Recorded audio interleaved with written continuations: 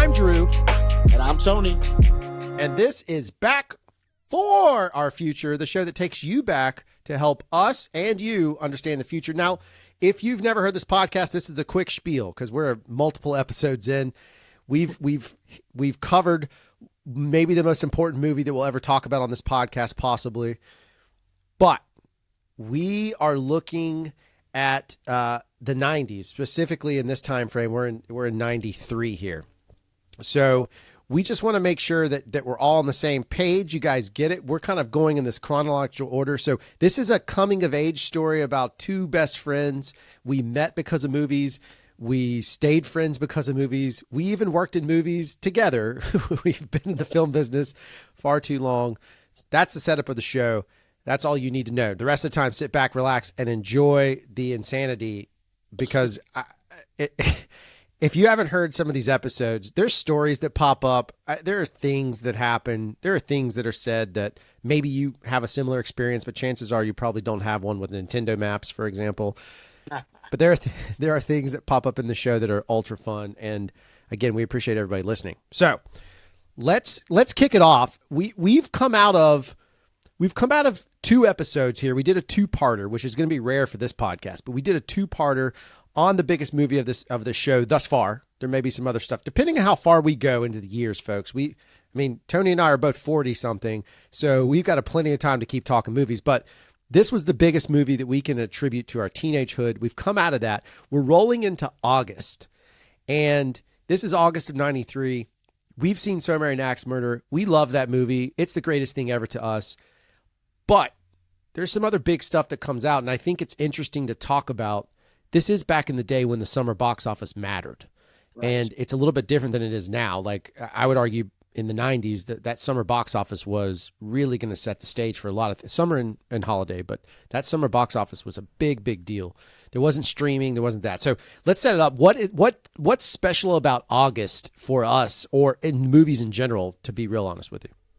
Well, it's funny because like the summer box office is kind of where the studios want to make their big tentpole movies and put those out, and that's where they want to make their money because they know people are off school, people take vacations, and even Monday through Thursday are busy days at the theater in the summer. And otherwise the only other time Monday through Thursdays are busy would be in between Christmas and New Year's, in that like 2-week window in the holidays. And that, other than that, it's really not usually a busy time.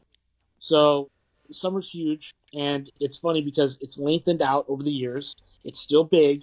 But it used to be that the summer movie season began Memorial Day weekend, which was at the end of May. That's when they would release the big first movie of summer. And it was always a big deal. Over the years, we've seen lots of them. Some have done really well, some of them not, but it's always been around Memorial Day. Then they started lengthening out. Once they started, for the movie that started doing that was The Mummy 2.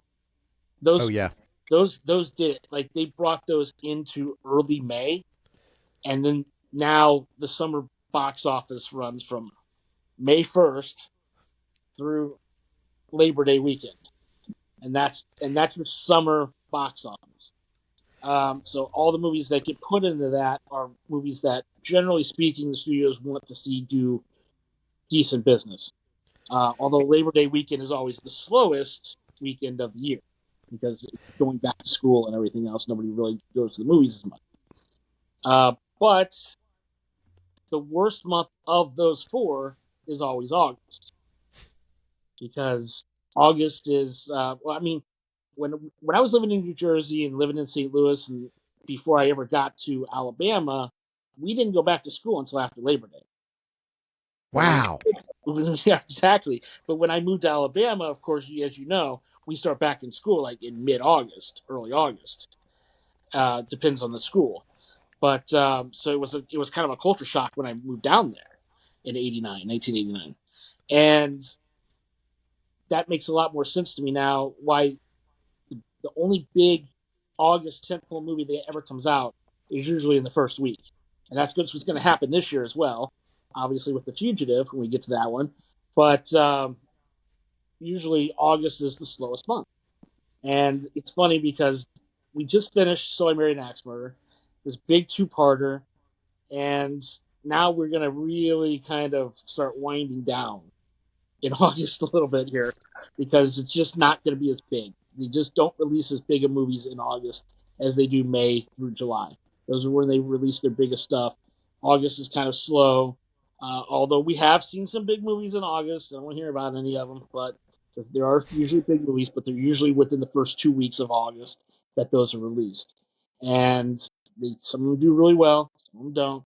But obviously, we have one this year in 1993 that's going to do really, really well, and that's The Fugitive. So what I think is interesting is what is your thought on this? Because it's literally changing by the summer release schedule in some weird way. It's helping to shape up the summer for all of us.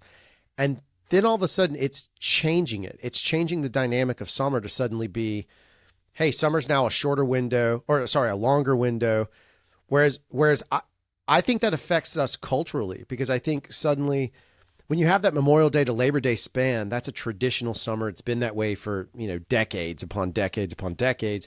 And now with, schools and other stuff making shifts, but even in the cultural side of things, when summer starts in May, you're not quite there yet. And when it goes just after Labor Day, it's just changing the dynamic culturally. Don't you think that's the case? Absolutely. I mean, I hear people all the time talk about how summer's over when Labor. I mean, we just experienced it with Labor Day. I mean, people were like, "Oh, summer's over," and I'm like, "No, summer goes till like September 23rd." You know, Right. and summer really doesn't begin until what June 23rd, depends on the year, but June 23rd, somewhere in that range of time, and so it's usually from like late June to late September, and that's your summer. But because of our pop culture, and our culture, it's we're now taught that it's part of the school year Right. and the movie in part of the movie release schedule. So it's May through the end of August. And that's what people deem as summer now. It's really kind of funny. It's not the actual summer, but that's kind of how we look at it. Right. Especially down here in the South where it gets hot as hell for pretty much from June until the end of September. You're still sweating every day. It's brutal. All right. So let's Just go. one quick thing you're going to be able to tell as we've finished all these great movies in the summer. We've talked about all these great movies in the summer. We're going to wind down now, and like this whole episode, we're going to take out the entire month of August because I think our mentality as kids at the time was like, oh my god, we got to go back to school. It's like, yeah, the fun's over, man. We've been hanging out, living the high life. We've been having sleepovers. You and I with Wade and Sam and all these guys. And chilling out and having a good time, and now all of a sudden it's time to go back to school. So is this us rolling into my junior year, your senior year? 90. No, this is going to be 90. I started 93, 94. This is going to be my junior year. Oh, so my sophomore. Okay, so I'm a sophomore. You're rolling into junior year. So yeah, and then the dynamics of like what's interesting is what this also sets up is whereas Sam, we've talked about him a couple episodes, Sam was a very big part of our friend group. Sam phases himself out. We didn't phase him out. He went on to do his own thing, which is fine. Wade probably integrates more in, and then there's a whole new set of friends that come along. Because my sophomore year is where I really started connecting to other kids at school and some kids from the past, and then Tony's friends. And this is where the outside friendships get really big and kind of wild. And there's some wacky crap that happens from those whole situations. I mean, we This get is going to expand our friend group a lot. This is where it's going to begin because it's been really confined up right. until this moment. But this is the year that it's gonna start to really expand a lot, and it'll be quite fun and bring up some great journeys. Oh my God. Leslie McDuffie is not a happy camper, and we'll save that story for later. Let's start on August 6th. Obviously, you teed it up perfectly. We're rolling into The Fugitive, which, was a remake, if I'm not mistaken, or is it a remake of a TV series, whatever it is. It's a remake of a TV series, yeah. Yeah, and it works way better as a movie, obviously. I get the idea behind the TV series, but the movie version is so good. you have this incredible cast, this incredible performances coming out of the actors. Obviously, you've got Harrison Ford and Tommy Lee Jones. Very strong made movie, and I do remember my dad loves this movie. It's one of the few that he loves, but he often made some. Is his name Richard Kimball? No, Richard. Yeah, Richard Kimball. Yeah. Yeah, and my dad probably made so many Richard Kimball statements to me because there's, anyway. So what do you got on The Fugitive? What are we setting up here?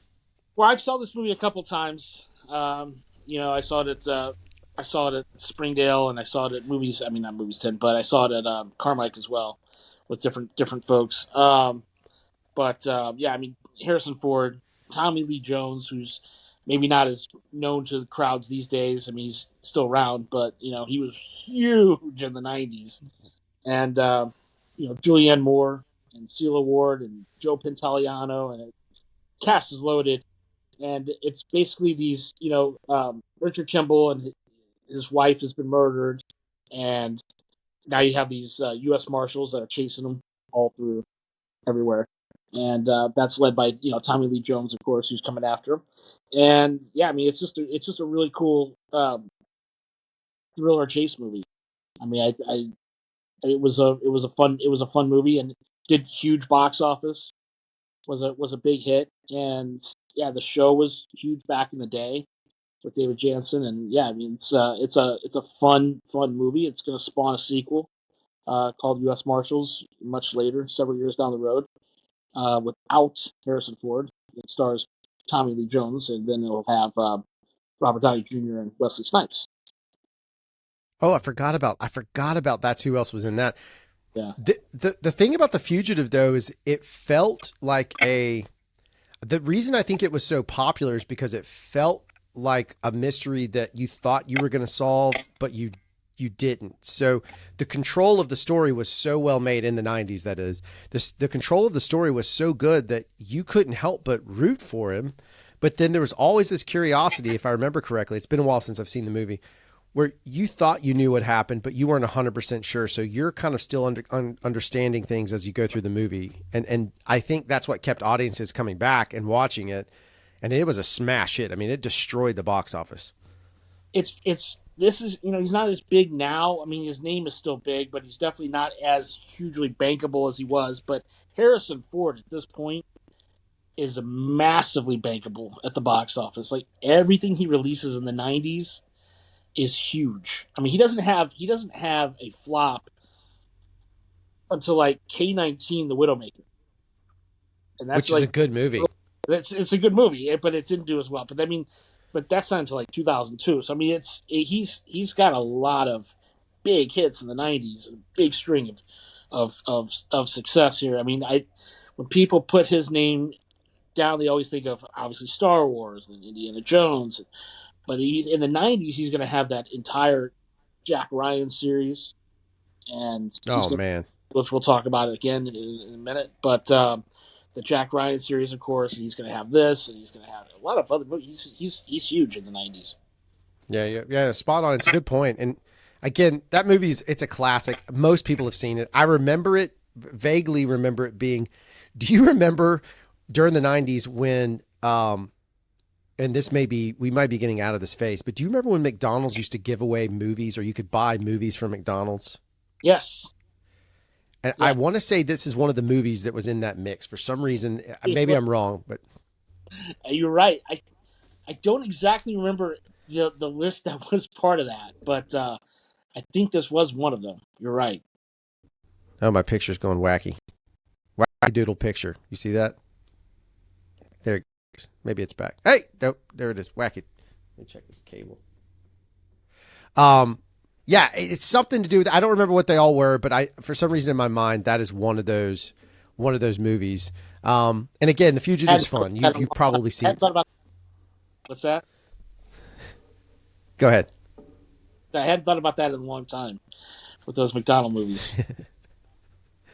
I told you, my little crackhead brain from time to time pops at a good idea. You get a little nugget.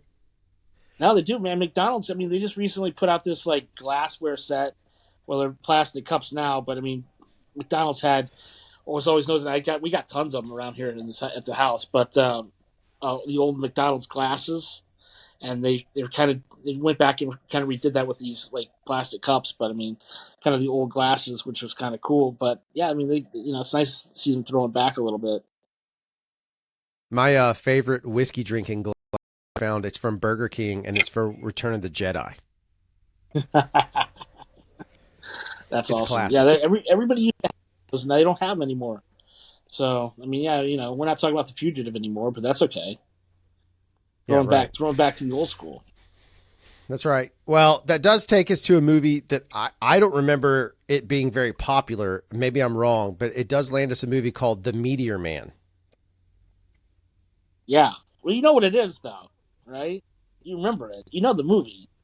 I remember the poster and I can see the guy's face, but I don't necessarily remember the movie, to be honest with you. So this was Robert Townsend shot That's at it. being being a superhero in a superhero movie that was kind of yeah, I mean it's a funny movie. I didn't see this at theaters. It was playing at if it was playing at Dolphin Street at the time.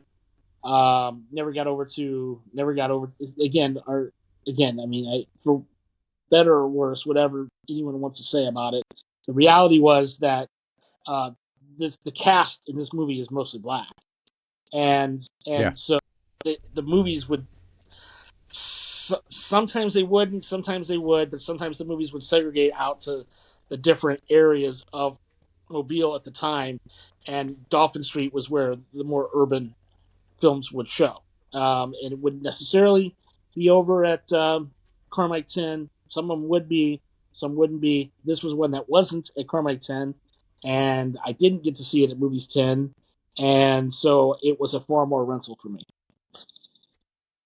Still good. I Still good. I don't And remember. I may have to try and watch it. I because it's been, if I've seen it, it's been a million years, and I keep mixing in. This is no offense to anything. I was it a comedy? yes, it's a comedy, and it's you're gonna if you watch this film, you will like it because you were huge into Bill Cosby, and he's got a great Yeah. part in. And I Okay. know, taboo to say that now, but he's really good in this, and the cast is absolutely wonderful, and you like everybody in it, of course, and Eddie Griffin's in it, Marla Gibbs is in it, Bill Cosby, and of course we just lost James Earl Jones, who was in this as well, and obviously is one of the greatest actors maybe of all time. So yeah, I mean it's a wonderful cast. You got some younger guys in it that were younger at the time, like Don Cheadle. He's in it, and yeah, I mean it's Sinbad, of course, was huge in the '90s, and he's in this movie, of course. If it's funny and it's in the '90s, Sinbad, of course, is in the film. So he Yeah. was great and always a great actor as well. I always like to watch his stuff. And yeah, he's in this as well. And I really enjoyed Meteor Man. I thought it was great. It's based off a comic. So it's kind of before we got this big run of, Marvel films and DC films, um, comic book movies were still trying to make their way into the theaters. And this is one of the ones that, tries to make its way into theaters and doesn't do that well. Unfortunately, it's like a $20 million movie, which is very small by comic book movie standards these days, but made like $8 million. Again, it's like you're going up against The Fugitive, and they're both released on the same day. The Fugitive is a smash hit; everyone goes to see that. Nobody goes to see a lesser known movie, and there you go. Yeah, and I get it. And I think the problem is maybe the fact, not the problem, but with my memory of it is I keep, now that you say Bill Cosby's in it, I definitely know that I'm mixing it up with Leonard Part 6. You might be, which is a little before we met, but yes. Yeah, yeah, that's a cult classic in a lot of levels. That is a bizarre movie, but Meteor Man is, I guess, is there. I'm gonna try and find it and watch it. If I can find a link for it, like a streamable, I will gladly share it onto the Facebook page. Let's talk a little bit about James Earl Jones for just a minute while we're here, because he did just pass away recently, and I got to be honest with you. I'm always sad when you have somebody that passes away that you that you admired over time, and whether it's an athlete or a musician or an actor or whatever it may be. But James Earl Jones passing, and granted, he lived a great life. He's 93, good for him. He had a good run. But it's just sort of the iconic moments that created for me that he helped create. Obviously, the big one is Darth Vader. I'm a Conan fan, so Conan, I almost said Conan O'Brien. The Conan movies are part of my culture growing up as a kid. Like, they mattered to me. But then there's also just the little simplest thing. I remember when CNN launched, and if I'm not mistaken, it's him. It's James Earl Jones saying, "This is CNN." And I remember that. I remember that launch. That was a cultural moment. And it's just fascinating to me that he's got all these great performances in films over the years, but he also has these very culturally iconic bits that technically I would assume would live forever, which they have. I have such a fond love of him showing up. Obviously, we talked about The Sandlot, and he's the beauty in that movie. Just so many bits for him that just stand out. I don't know.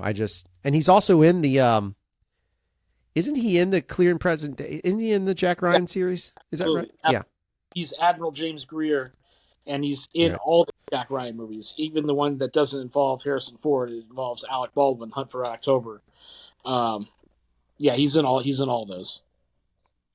And so there he is again in some of my movies. Like, I loved the Jack Ryan movies as a kid. I still do as an adult. I enjoy the old ones and the new series and all that stuff. But I guess he's kind of been replaced a little bit by Wendell Pierce, but in the new stuff. But no, he's great. I mean, and we talked about him in of course, the movie Sneakers, which he's in Time Frame as well.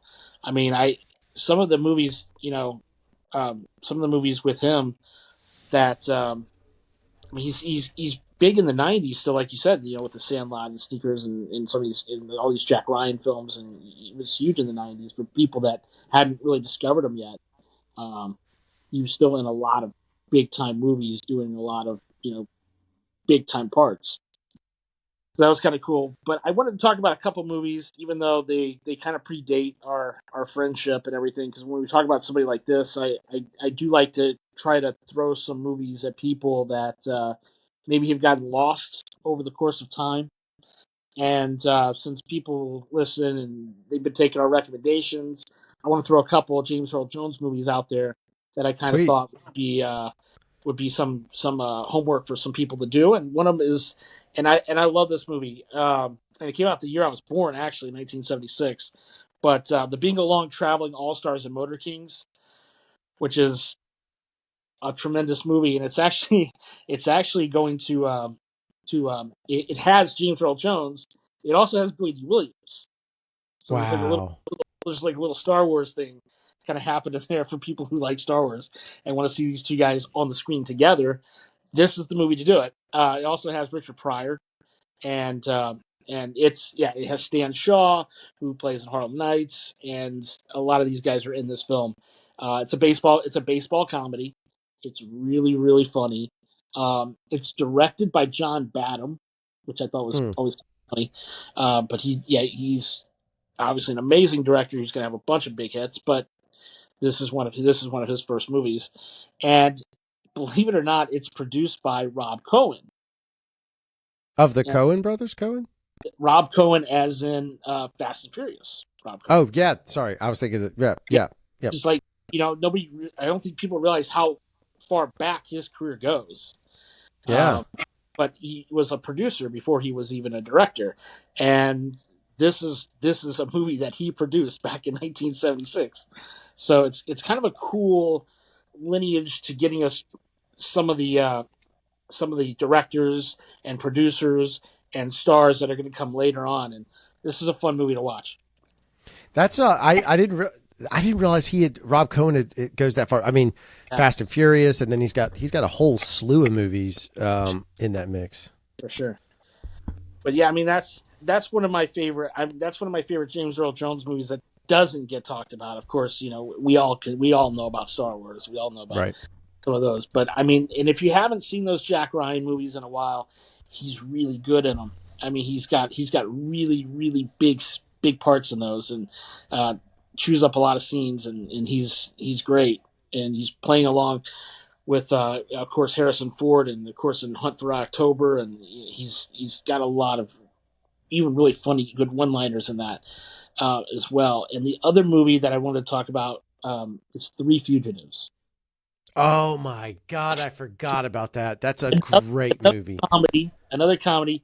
James Earl Jones is a detective who's working alongside Alan Ruck, who's a guy I've worked with. He's a wonderful. These two are wonderful on screen together, and they're going after Nick Nolte, Martin Short, and Martin Short's daughter, and Yep. she's been kidnapped, and and because of that, and also they've robbed a bank. They think they've all robbed a bank together. So this is who's going after those three people, and it's laugh out loud, very, very, very funny. And I It's a feel like it's great gotten movie. over the course of time. As big as the movie was, because it did well. This one did well at the box office. As big as it was, I still feel like people don't talk about it nearly as much these days. And it's it that cast it alone. I that is a very, very, very funny movie. I'm glad you brought that one up. I haven't thought about that movie in a while, so that's why I love this show. Is obviously we talk a lot about our personal stuff and digging through, but just that movie makes me. I'm going to put on my queue. I literally am going to try and find it. Yeah, definitely. And that's Nick Nolte back when he was like Mr. Leading Actor, bankable guy. Nick Nolte is Yeah. not the. Yeah, so. Oh, that's fun. Those are good. Those are good polls. Um. Okay, so let's go into August 13th when we get. We were kind of talking this pre-show a little bit. We get another Jason movie, and this one happens to be Jason Goes to Hell, which is surprising that they released it in August and maybe not waiting till October. I'm sure there's a reason why. We'll find out in a couple episodes. But Jason Goes to Hell. In fairness, Tony and I did have questions for Tony at the beginning of this when we were talking through it. Because a lot of the Friday the 13th movies all blend together in my mind, minus Jason Goes to Hell, and of course the follow up to this, which is Jason X, which is one of the best worst movies ever made. I was asking Tony questions about it. What do you remember about this movie? Did you see it in theaters? Where does this one stand out for you in terms of that? I did. I saw this in theaters. Of course, I had to go see this one by myself because this is not a franchise that I could get my mom to come watch with me ever. Right. It'll never happen. And I probably could have roped you into it, but again, we're starting to get into the situation where we're all getting ready to go back to school. So, Yep. we're all kind of like, okay, this has been great. The summer's been wonderful, but now we're kind of at the end of it. Um, and this is one of those. This is one of those films. Um, yeah, I listen. I mean, I always had a soft spot for the Jason movies. I own the entire collection on DVD, so that I bought in like a box set. So I mean, I always like these films. I know I catch a lot of heat for it, but that's okay because I like the monsters and the slasher films and stuff like that. So I was always into them, just like I was always into Freddy and Chucky and all the fun creatures. But yeah, he goes back. This is one of those weird movies because he dies a lot, or we think he dies a lot in a lot of Right. these movies. And of course, the one before that, when he's in Manhattan, we think he's dead there. And of course, he comes back to Crystal Lake. He starts stalking a woman who sets up an ambush for him, and now they're going to kill Jason um, in Crystal Lake. Right. And then, of course, at the end of this movie, and I shouldn't be spoiling it at this point. And I just wanted to watch the movies, better have seen them by now. Um, his mask is laying there, and we think he's dead. And this is going to start what we think is going to be this huge, iconic battle because we hear Robert Englund and uh, Freddy Krueger's voice laughing at the end of this movie. And we're like, okay, now we're getting somewhere because we've all been wanting to watch Jason and Freddy go at each other, and we think we're going to get that. And of course, 8 years later, they come out with Jason X. It's your favorite movie. I love it though. It's so bad. And they don't come back. They don't actually give us the Jason Freddy stuff until 2003. And my buddy, who has been dying for a shout out on the show, uh, Shappy Shapiro will work on that movie. There you go. There it is. It's so funny to me that Jason Goes to Hell stands out. I don't think it's a lot of people's favorite in the franchise. In fact, I think a lot of people don't super love it as one of their favorite ones because it's just so convoluted. But that Freddy Krueger thing, the reason that that's so important, schoolyard rules, dude, when you're growing up, it was always the question of who do you think would win in a fight? That would come up all the time. And it was always Freddy versus Jason or Godzilla versus King Kong. That happened a few times because, this is pre all that stuff happening. This is pre Civil War, the comic book movie or whatever, the Captain America movie. So, Iron Man versus Cap, this is all pre that. This is literally laying the groundwork to set up this idea. They just executed so poorly. And I'm sure it's a rights issue is what it came down to. There's somebody had rights disputes, but they executed so poorly. They lost the whole momentum. And then they just suddenly come out, 13 years later with Jason versus Freddy, which actually ends up being pretty fun. I enjoy that movie a lot. No, it's this one is what it is. It did well though. I mean, it kept the franchise going. I mean, the budgets were always not big. I mean, for a lot of these movies at the time, you were talking about a $3 million movie that does like $16 million. That's fine. You're allowed to do $16 million when you're only a $3 million movie. So yeah. Well, after that, we go to now this next film in here. I don't remember if we saw this together. For some reason, I thought we did. Oh yeah, okay, I thought so. We were all to say, man. Yeah. If there was one thing that was going to guarantee our two little butts in seats, it was a Jean-Claude Van Damme movie. Especially one at the time. In fairness, my interest in cinema was rising. And I mean cinema in the sense of like being a little bit more interested in who directed what and trying to understand filmmaking. This is where some of that starts to get born for me. And we end up seeing Hard Target. And if I'm not mistaken, that is a John Woo film. That is most definitely a John Woo film, and that was most definitely a selling point to getting us into the theater. Yeah. We see this, and of course, you can't go wrong, man, when you cast Jean-Claude Van Damme along with Lance Henriksen, along with Wilford Brimley. That is amazing casting. I mean, John Woo, you wouldn't have thought that, right? Like, John Woo directed a Wilford Brimley movie. You wouldn't have thought it, but it happened. It happened in 1993. I'm going to make a clip of this just because I think it's my favorite delivery of anything I've ever heard is you just the way you teed that up so perfectly. I forgot Wilford Brimley was in this movie to be honest with you. I mean, no, listen, we've joked about him in the past, but I mean, Wilford Brimley was a great actor. He's for sure. I mean, he's been in tons of stuff. I mean, there's a reason why he's been in tons of stuff. He's a very popular guy. People liked him, and he's a good actor. I mean, he's great. But I mean, you don't have him. He's not necessarily somebody that you thought of being in a John Woo film or even a Jean-Claude film. For that matter. It's just the greatest statement. Look, I love Hard Target. Hard Target is fantastic. It totally works for me.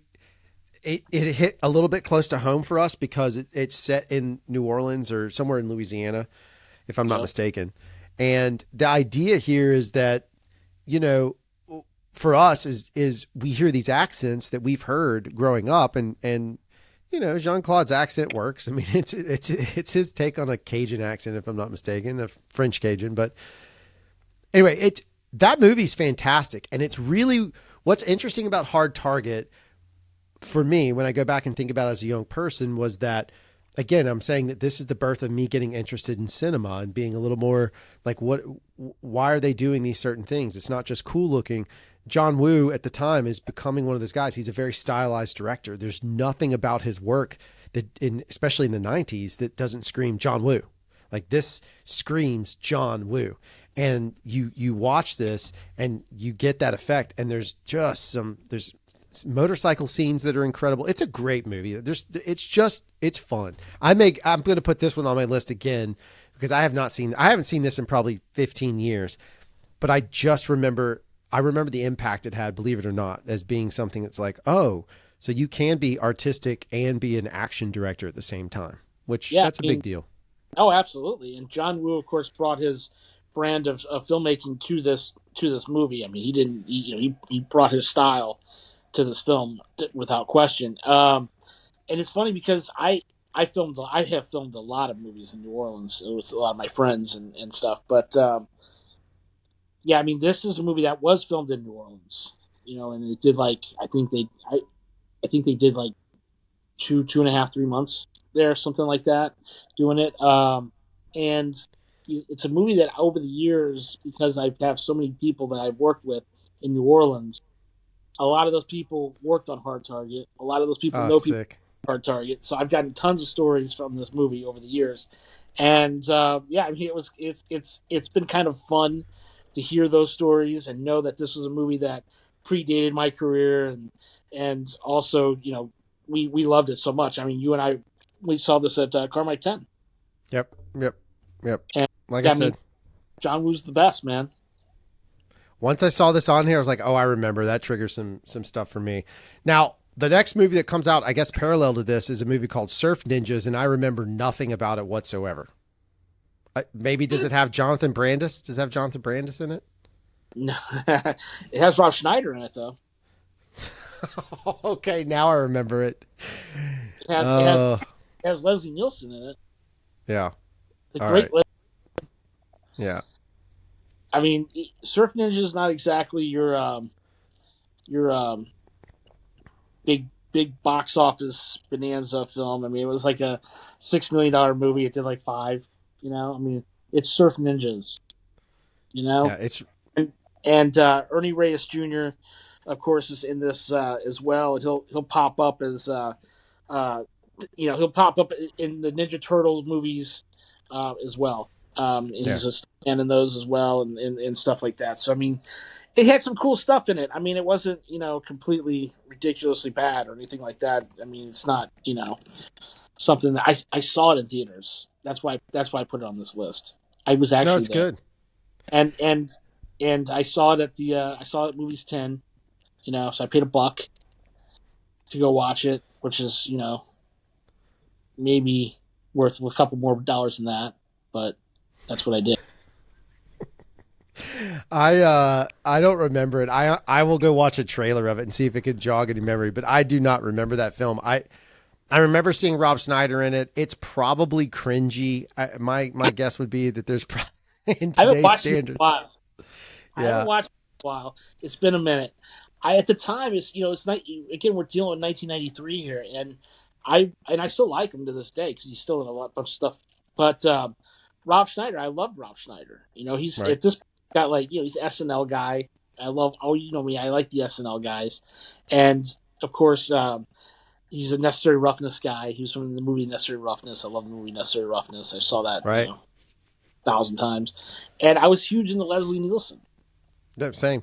And I thought he was hilarious, and so I mean all those guys would that kind of stuff. I mean, I'm a sucker for going to watch people that I enjoy in the cast. I'm still that guy. Like I still like I like him, so I'll go see his movie, of course. And so that's in 1993 when I'm still 16 years old. Easily gonna get me to theater for sure. And it's one of those kind of things. It's one of those movies that's meant to be slapstick and silly and goofy and stupid. Yeah, I'm not gonna throw in my top recommendations thing, but if you're into those, I'm not gonna throw it as a top recommendation. I don't want anyone to send me a bunch of letters about it or anything like that. But I mean, it's a goofy movie, and if you want to watch a goofy movie, this is the film. There you go. That brings us to The Man Without a Face. Now, I'm going to play a little game. So just so people know, I have a person that works for me. Her name is Justina. She actually went to film school and she's never seen, like you can name movies. Big movies like Jaws. She's never seen it. And it's like, you went to film school? Like, what did you watch? Mostly Harry Potter or something stupid. So I'm going to be Justina for a moment and say, The Man Without a Face, is that a Chevy Chase film? It's not. No. Okay. I do not remember a thing about this movie. You never saw it. You've seen it though. You had to have seen this. I don't remember. I don't remember it at all. Really? I'm, So it's a Mel Gibson movie. oh, Uh, I would have it's never Mel pegged that. Yeah, it's Mel Gibson, and he directed it as well. So it's one of his movies, and it was kind of. Hmm. I mean, it wasn't a huge hit. It did well. It did okay. It did like 40 million, but it was certainly not. It's certainly not Braveheart. You know what I mean? It's not.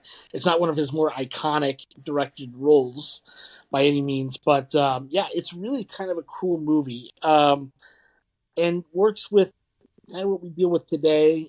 People being different, and he's talking about a guy who's disfigured on his face, Oh, uh, and the kid who has to get used to that, and he's trying to help this kid out, and it's a man who's been basically ostracized from society, and it's kind of a cool movie. I actually would highly recommend this as we're now talking about a bunch of people that are like, "What is that movie?" And you being one of them.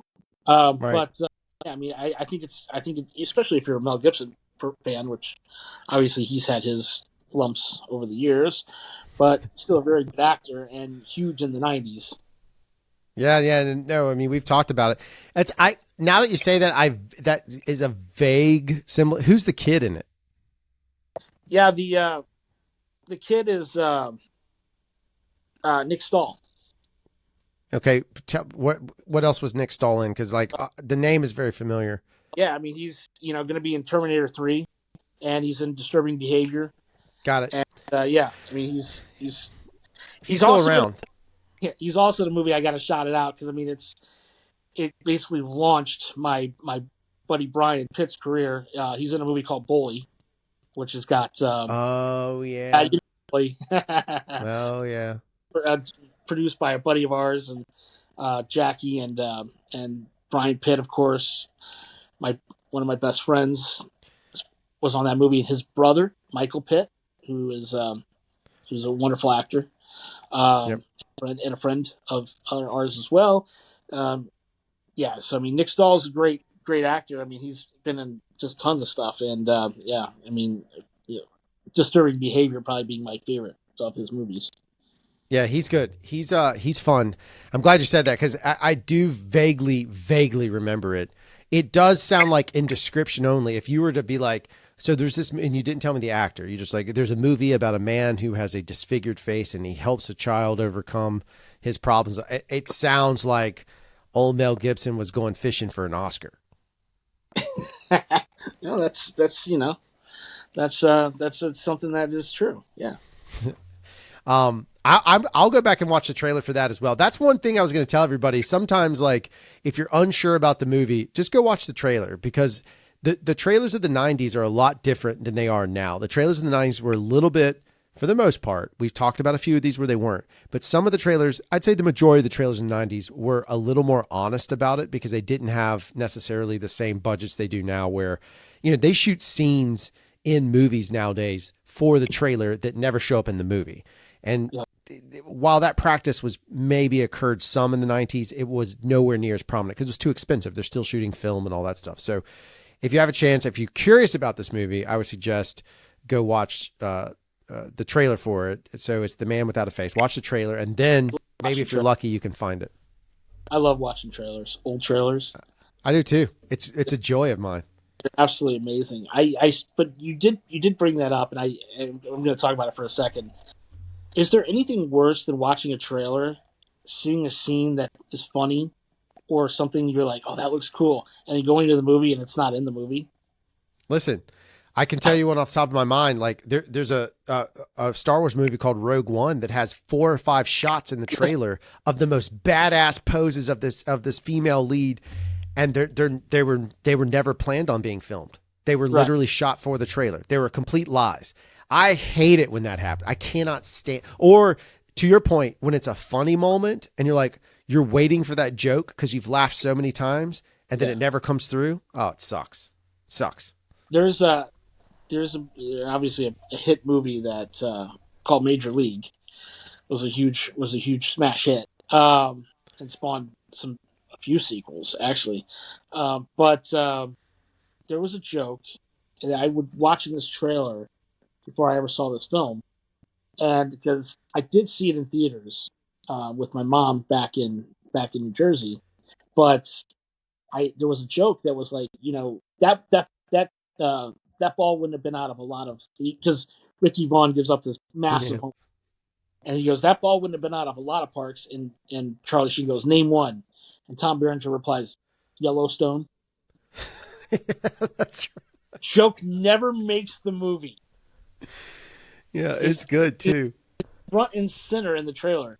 Never made the film. And I remember a bunch of us seeing that film going, where's this joke?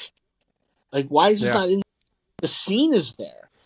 Like those guys at that dinner table, that's there.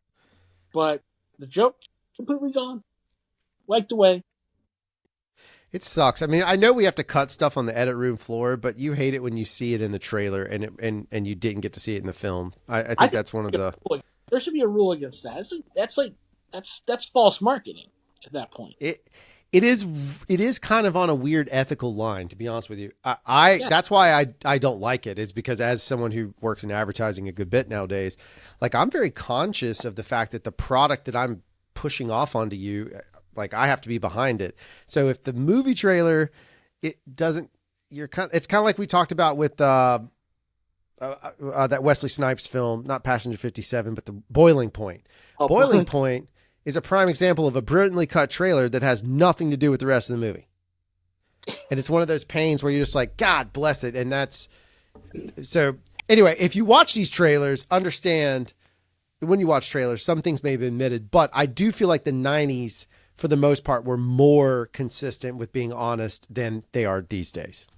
Yeah, my favorite trailers, and then I'll get off the soapbox. Are always the ones that M. Night Shyamalan was perfect at this. Yep. Where he kind of comes out, does kind of a teaser, an overall teaser, and then you know nothing about what you're getting ready to watch. I loved those. He was the master at those types of trailers, and that's more of a throwback because they used to do it all the time with Hitchcock and stuff like that. That's why people always think of him as kind of a modern day Hitchcock, because his trailers were cut the same way those trailers were.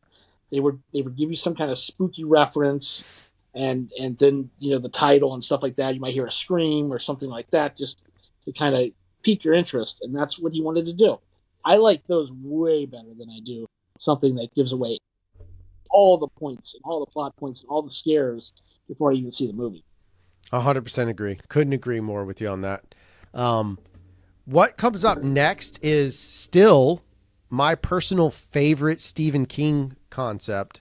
And let me preface this. It took me, when did we make Convergence? That was 2011, 2012? We made Convergence in 2013, in the fall. See, I have no idea. All right. So prior to 2013, I had never seen The Shining. I just never watched it. I just wasn't a big Stephen King fan, partly because of this movie.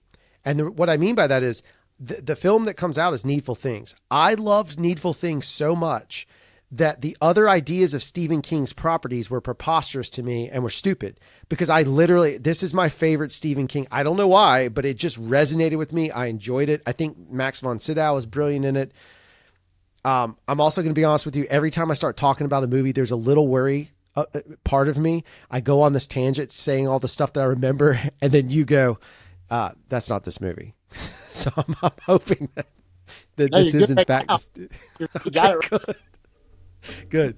But yeah, I love this movie. Ed Harris, right? Is it Ed Harris and Max von Sydow? Yeah. Yeah. Loved it. Love it. One of the things that got me to this theater, besides it being Stephen King, was Amanda Plummer is in this movie. Oh, that's right. That's right. And she plays, and of course, everything goes back to So I Married an Axe Murderer, and she plays Nancy Travis's sister in that movie. And so I was like, oh, man, Plummer. I mean, we're still in the summer of So I Married an Axe Murderer, so it's only been like a couple weeks later, and, I'm like, Amanda Plummer. Yeah, that's great. I'm going to go see this. So I saw it a couple times in theaters, actually. This was a Carmike 10 And then when I start back to school, I go over and sneak over and watch it at Movies 10 as well. Yeah. It's a great movie, man. What are some of your favorite Stephen King movies? Do you even So remember if I, them all? yeah, no, I do. Now I like The Shining a good bit. I feel like The Shining is this. I don't know why it affects me so weirdly, but it's the scariest movie. It makes me feel very claustrophobic. Not fear in the sense of like monster fear, but fear in the sense of like I'm just very uncomfortable the entire time I'm watching it. Right. Um, that's in there. I like what's the one with shit weasels? That's what they're called in the movie. So pardon your ears, but what's the Dream Catchers? I really enjoyed that movie. It's so bizarre. Um, and that's a later movie. I really enjoyed that. I've seen Cujo. I like the idea of it. It's just not something that stands out as much for me. And I'm trying to think of like the other. Oh, well, of course, the other one that comes later on that I enjoy is Misery. I mean, Misery becomes, I believe that's Stephen King, but becomes a very iconic film in my brain. Is that Stephen King? I think it is. Yeah. Yeah, Yeah, absolutely. Misery is a classic. But I still go back to Needful Things being my favorite. Misery is a close second, but Needful Things was always my favorite. I mean, What about you?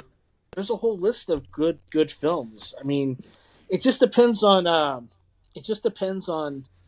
what you're doing here because like Stephen King's got short stories and he's got books, and so some Right, of them, like Shawshank Redemption is technically Stephen King, right, right. and The Running Man. All these are like loosely based. Some of these are loosely based, So I mean, like I like a lot of those, and of course, Misery is great, and of course, we've talked about Stephen King, The Dark Half, when I took Yep. Jeff to my mom, which is a story we've talked about in the past. So go look that one up. But I mean, he's got The Green Mile, of course, Right. a great. There's there's another movie, and it's called. And I really did enjoy it, and it's kind of slow, but it's got some really good lines in it. Anthony Hopkins in Hearts in Atlantis. I don't think I don't think I've ever seen that. See, some of these are like short stories and stuff that are Stephen King, but they're not Yeah. horror. They're not what people would definitely. I mean, Stand by Me is definitely Yep. exclusively Yep. off him as well, and so yeah, I mean, obviously The Shining is a classic, and but yeah, I Well, mean, maybe Stephen King, maybe I should phrase my statement as to being of Stephen King's horror movies. My right? favorite is Needful Things because Misery is more of a thriller, almost into. I mean, it's not really horrific. It's got some horrific scenes, but it's more of like it's to me it's a thriller. And then obviously you get into those other movies. Stand by Me. There's nothing horrible about that. It's a straight coming of age classic. So that's a good point. So fair to say, I won't say it's my favorite Stephen King movie. I'll say it's my favorite Stephen King of his horror line of things for sure. Because I I like don't care for it at all. Yeah, I liked it as well. I was just going to talk about that one, but I did enjoy that. In Thinner, which is going to be coming out in the Oh yeah. 90s. We'll get to some of those, but I mean that's but Needful Things was really good. I Ed Harris is a tragically underrated actor in my opinion. 100%. I mean he's really good, and he's in a lot of stuff in the 90s, but I really like Ed Harris. I mean, the cast is great on this movie too, man. Ed Harris, we were talking about Max von Sydow and Bonnie Bedelia, of course, from Oh yeah. from from Die Hard, Yep. of course, Yep. John McClane's wife, and then Amanda Plummer and J.T. Walsh, who passed away. We've talked about him and before and Sniper, in movies like that. But yeah, I mean, Ed Harris, to me, he's still a really good actor. Still makes a lot of good movies. I mean, but in the '90s, we talked about stuff like The Firm and Good Yeah. Fairy Cross and The Well, Abyss, of I was course. about to say The Abyss is a classic. And I think he's just one of those guys that not necessarily a big lead all the time, but really fills out a cast really well. No, and look, he's memorable. I remember everything about him. Like I said, I remember him. When did The Abyss come out? Is that pre-Needful Things or post-Needful Things? That's 1989. Okay, so 1989, I remember seeing The Abyss, and it blew my mind. Like, that's one of the, like, a lot of people have their Jurassic Park moment, but for me, it's The Abyss because the water technology. But Ed Harris is so good in that movie. Michael Bihn's so good in that movie. I mean, the whole cast is great in that film, but Ed Harris is who stood out, that I followed him. So when he would show up and shows up in Needful Things, that's part of the reason why. He's one of the guys that I did like to see on the big screen a good bit. And that's a great fun, it's a fun movie for what it is. I enjoyed it. Like I said, he's got this store, and he's selling things from the store to help these people everyday in their lives. And it just causes so much chaos. I mean, it's just kind of a cool concept for a horror-ish movie. I mean, I wouldn't call it, it's certainly not a slasher or anything like that, but right. or thriller type film. But yeah, I mean, it was a neat concept. It was kind of fun, and it had Amanda Plummer in it. Yeah, there we go. Well, that brings us to the close of August. As Tony mentioned, we were going to be able to ramp through August pretty quickly because there's not a ton of stuff. As we said, things start ramping down. That brings us through. So I'd love to ask the audience if you can remember, even if it's off this list or not. You can always search for it. But do you have a favorite August movie? It could be from '93. It could be from anywhere. But just maybe throw in your comments your favorite August movie. That'll be our question for the week. Throw it in there, and then I'd love to see some of those answers and we can chat back. Now, you can always catch us on Spotify. You can get us on YouTube. You can put comments on both now. Spotify allows you to drop comments as well. But you can also follow us on Twitter, which is back the number 4, our future. Is that right, Tony? Correct. Back number 4, our future. Podcast or just back for our future, and that's it? That's it. Back for our future. Yeah. Back for our future. You can follow us there. We're on Facebook. The Facebook group is ultra fun because we post stuff as we come along. We've been finding artifacts, old pictures. So you can also join the Facebook page, and that's just Back for Our Future podcast. So you can find all that stuff, or Back for Our Future. Anywhere. We do more on Facebook. We do more on Facebook than anywhere. Yeah, it's a lot easier. There's a lot. It's easier to post stuff and share things and get you guys feedback. So you're welcome to head over there as well. Is there anything else? Did you have you kind of set up the picks for the week? Can you throw those out one more time for the James Earl Jones picks, and that way we can have them there for everybody? Yeah, the Bingo Love Traveling All Stars. I mean, that's Bingo Long Traveling All Stars. Bingo Long Traveling All Stars is definitely a movie that needs to be seen, of course. And I mean, I would say that, if you haven't seen Needful Things, you should definitely check it out. I mean, it's a cool film, and of course, Hard Target. Yeah. And then you have some homework to do yourself because you need to see Man Without a Face. I can't believe you've never even seen it. Well, I'll see the trailer and then I can tell you if it was one of those movies that it got purged from the old. I have a very limited amount. Tony's hard drive is gigabytes. Mine's bits. I have a bit. I don't have the bytes even. But yeah, it may have been purged. It's definitely not a Drew Hall movie back when you were like 14, 15 years old. Oh, sure. Yeah, because it's really a deep concept, and it's very much more of an adult film. You know what I mean? I'm not saying he's not an adult. Yeah. No, but I didn't care for that stuff when I was young. I was more excited about John Woo directing Jean-Claude Van Damme than I was Mel Gibson directing, himself in a potential Oscar film. But you would agree that everybody should see Hard Target because John Woo directs Wilford Brimley. 100%. 100%. In fact, I wish that was our close off, and I think it might be. So don't forget, you can follow us everywhere. But if nothing else you take away from the show out of 15, 16 episodes, watch Hard Target because John Woo directs Wilford Brimley. Thank you. I'm out.